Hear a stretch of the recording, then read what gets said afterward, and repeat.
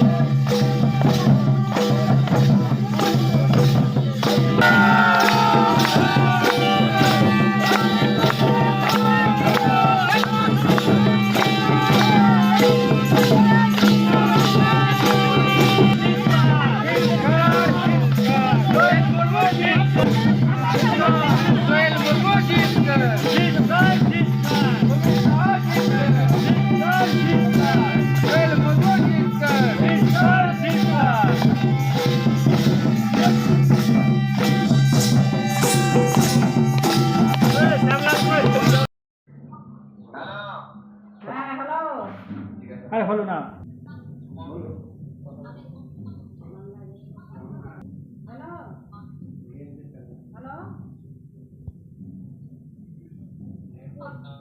Hello,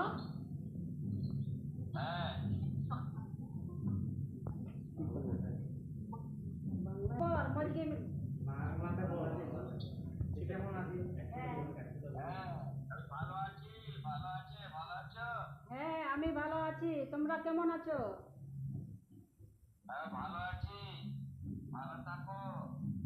হ্যাঁ, আজকে আমরা সবাই আনন্দ, আমরা ভালো আছি, বাড়ি জড়ো হয়েছে আজকে।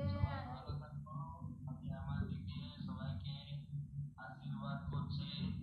অনেক অনেক ধন্যবাদ, নমস্কার, ভালো থাকো, আনন্দ করো। বলো দিদি, বলো দিদির সঙ্গে কথা বলো, দিদির সঙ্গে কথা বলো।